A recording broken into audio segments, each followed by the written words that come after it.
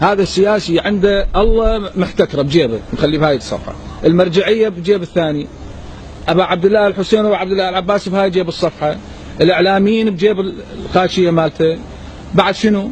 الاذاعه والتلفزيون، الفلوس، الجيش، الشرطه، المخابرات كلها بايده.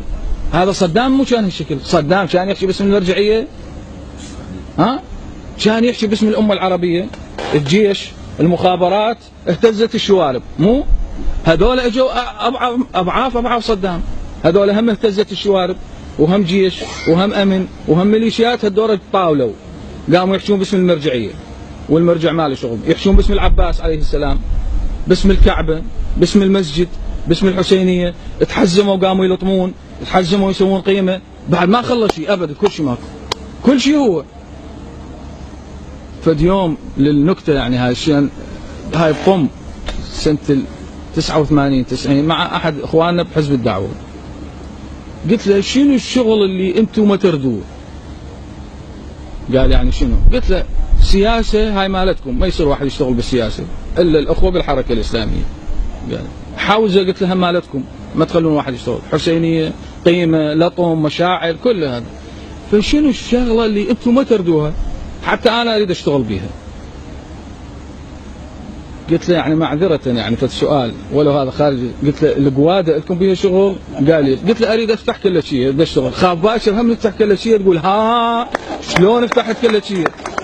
مو هاي شغلتنا هذه، شلون تتطاول علينا؟ ليش ما تاخذ من عندنا رخصه؟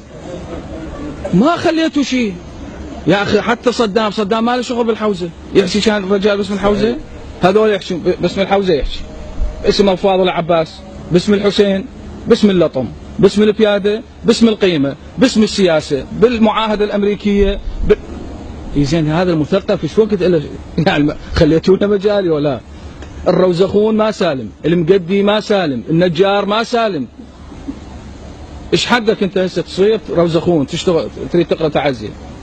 ولازم تمشي ضمن النسق العام. فاقول احنا مشاكلنا ستبقى طويلا هذه الازمات اذا لم تقصر عمرها الصدمات، اذا لم ينلها مصلحون بواسل جريئون فيما يدعون كفاة. واذا نبقى احنا نلوم انفسنا. الشيء المفرح بهذا العصر بعد 2003 انه ماكو صدام واحد، اكو 50 صدام كلهم صغار، يعني بنفخه بكفخه يروح، ماكو فد واحد بعد يخوف. وهذه فرصه ذهبيه، وخصوصا للمثقفين وخصوصا للكتاب ان يتحرروا من ربقه السياسي، مو يركض ورا السياسي.